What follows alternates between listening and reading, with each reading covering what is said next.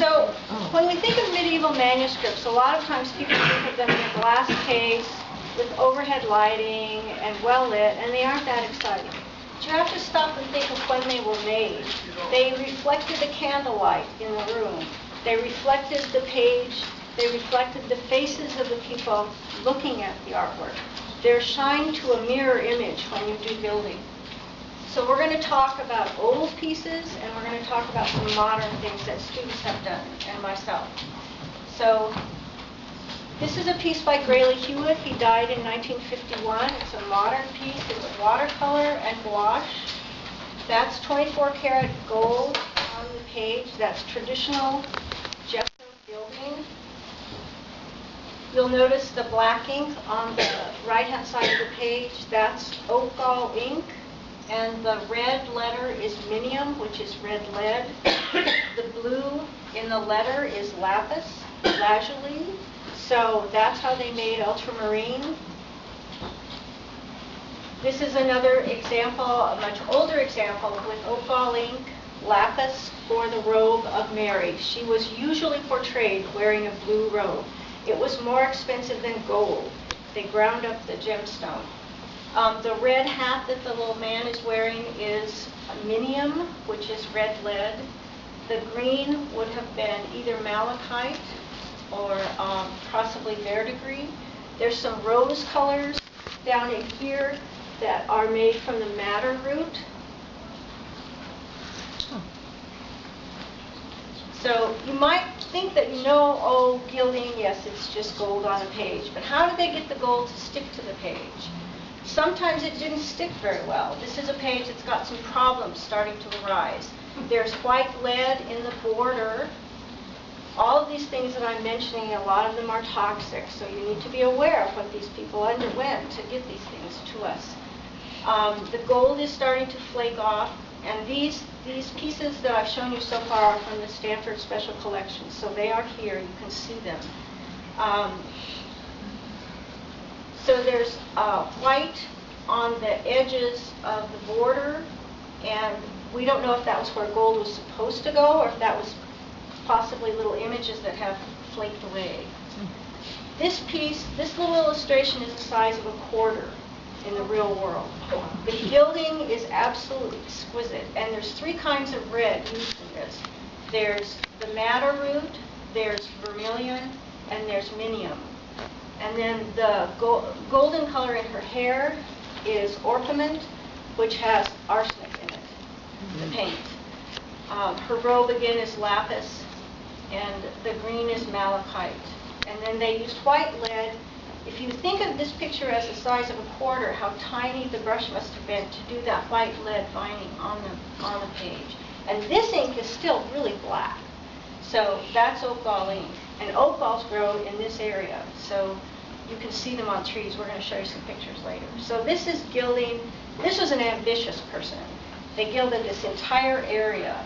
Most people would not pick that big of an area to put gold on. And so the guy in the sky has madder in his outfit.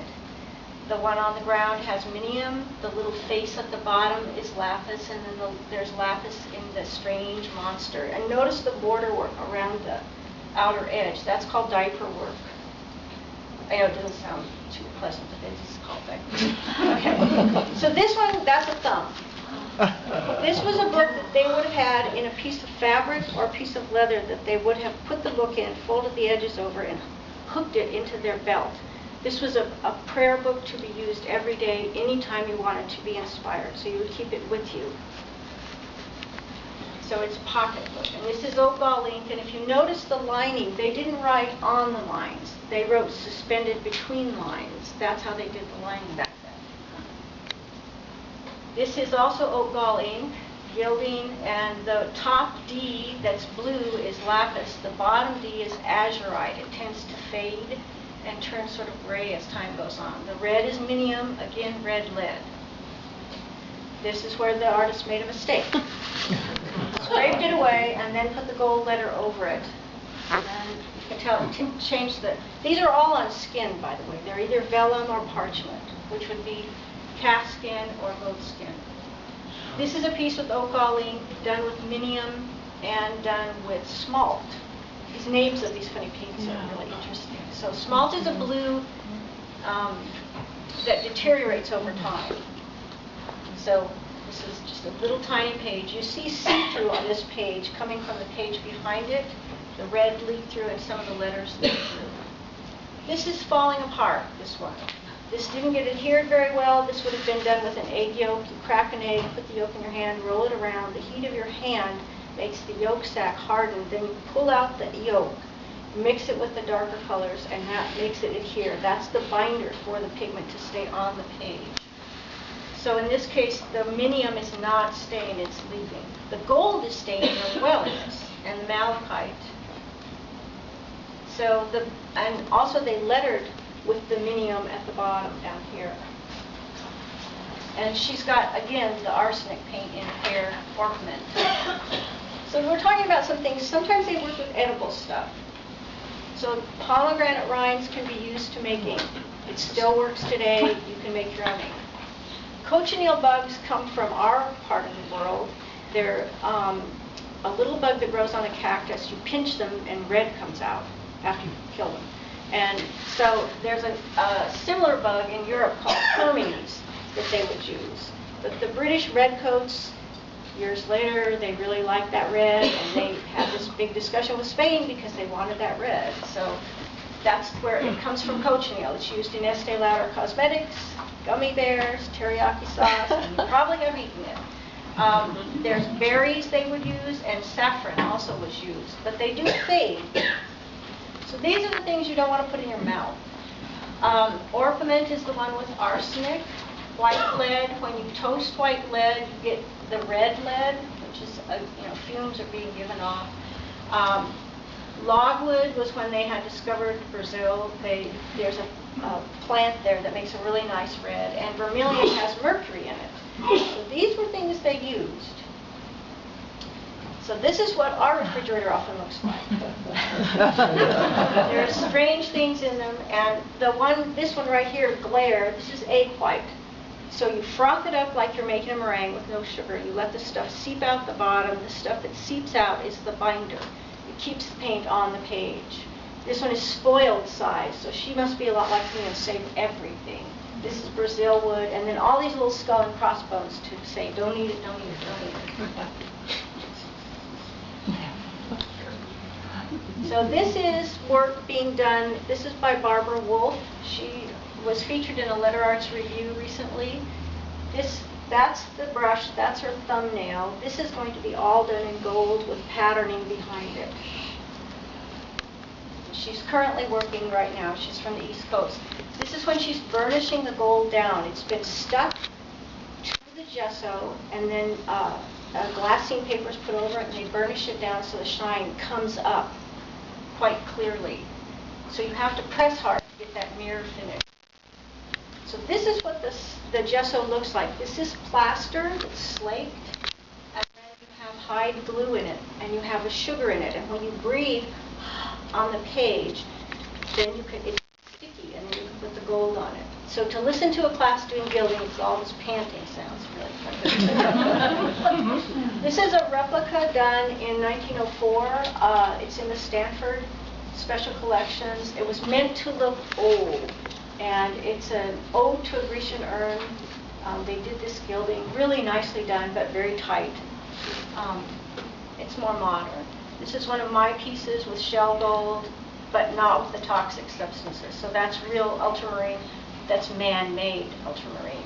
This one is using the same kinds of colors. These are tiny little illustrations, so it seems odd to see them large. So now we're leaping ahead from long, long ago. This is walnut ink made from the hulls of walnuts, not the nut itself, but the wrapper around. And then this guy is an oak gall. So that's where the wasp stings the tree. The tree puts out this sort of sap substance that protects the wasp. The wasps hatch, and then they leave the oak gall. And that's really good for making ink. So this is my lettering with oak gall ink. This is oak gall ink that my students have made in our class. This is a reed pen, a bamboo pen, and a quill. And they were what was used to do this lettering. And that's vermilion at the top. Oak gall ink is what was way back. So it's still being used today. Now, it's called eau de gall, like a gallstone. The walnut ink that we use nowadays, this one is one version of a walnut ink, but you can buy it ready-made. We use a lot of times something called walnut ink. It's a powder. It's actually toasted peat moss, and then you add water to it. It kind of looks like instant coffee, but it gives you sort of a golden glow in the brown. So we're going to move ahead. This is walnut ink, Prussian blue. Prussian blue was invented in 1704. It's a very powerful pigment. It was meant to take the place of lapis in the ultramarine. This is walnut ink with watercolor. And then as you go across it with water, it fades out, picks up the color, next color, and goes through. Now, talk about different kinds of adhesives that we could use nowadays. What would we do with some of these other things?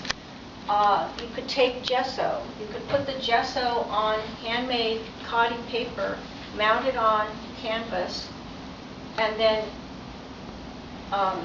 do a dull gold over that gesso mark. So you can play with things. So this is gesso, acrylic gesso that we can buy at the stores. This is glue on an embossed piece with colored pencil with silver foil over it. This is a glue stick melted and fused onto the paper with the oven, and then ultramarine and magenta used in it, both of which are the man-made kinds. This is dirt from New Mexico, made into paint, used on a watercolor paper, and then the gilding with both gold and silver on it.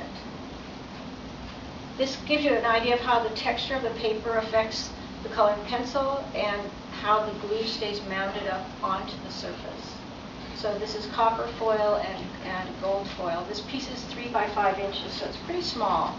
And the lettering was done with gouache. This is traditional gilding, this little spot, and with the gesso at the base of it.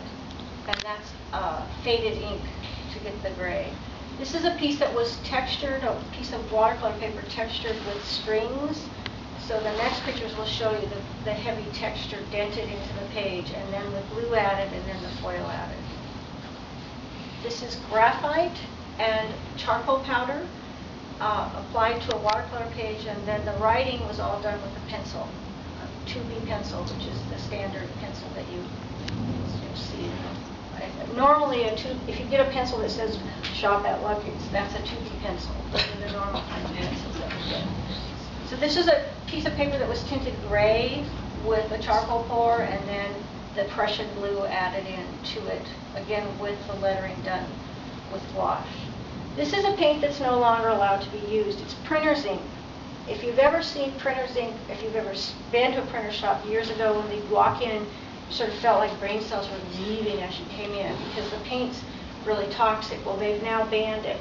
But I had friends that had all this ink, and I thought, well, it seems a shame. So I just got the ink and put it down. I put first the light colors in the background, and then did the black over it, and then did the strands of ink, much like Jackson Pollock's strange throwing of inks, and then the gold onto it.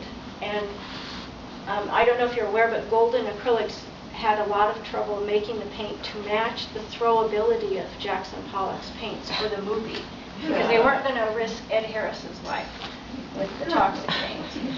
So this piece is a large piece. The plastic was put down over the gesso, and then I injected Sumi ink between the plastic and the gesso, let it dry, lifted it off, so I got those nice wrinkles. And then I did cadmium red, which is toxic, and then the gold is actually embedded in the cadmium red. This is another watercolor one with gesso over it. And then what about using some of these other substances that are lurking in your house? So this is a close-up of the piece over there.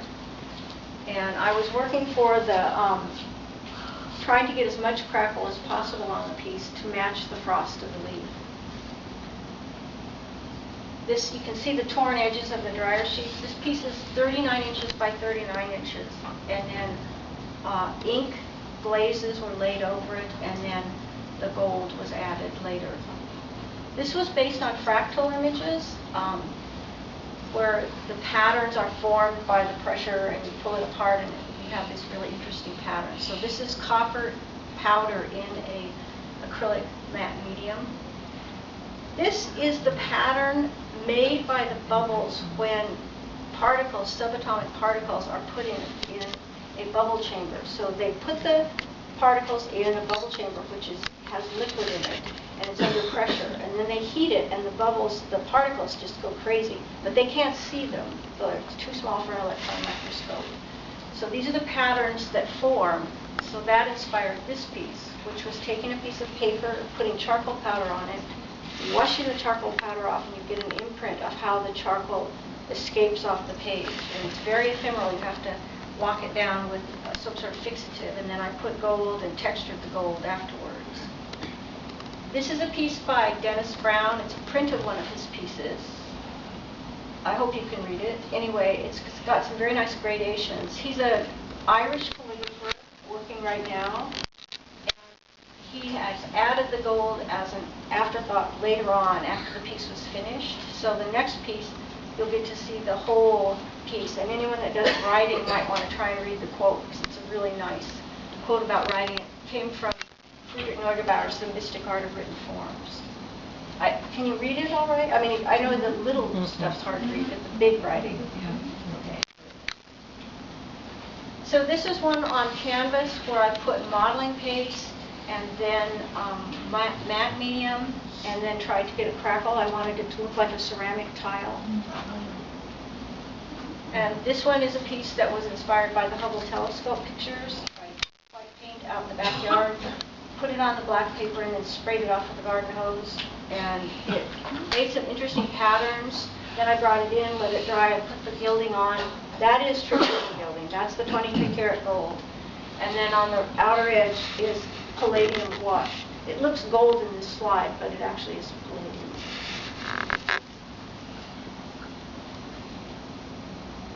This is not coming through.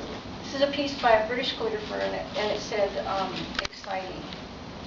So I'm not good with the computer, so I had much help with Melanie and other people that are in this room, Karen Kushgarian, because they had to explain everything that we had to do for the PowerPoint. These pieces are crackle glaze. When I was invited to China, I fell in love with the ceramics, and they have really nice crackle patterns on the glaze. So I kept trying to emulate the crackle pattern as I did my work. So that would have sumi washed over it, and then I would take it off with cloth. This is copper embedded into foam core, and then with watercolor or sumi ink over it. This is copper and gold embedded in modeling paste. Copper and lavender watercolor with sumi ink, and a sort of side view so you can see the texture of the paper behind. So I think that's it, if you have any questions. It's too bad the one slide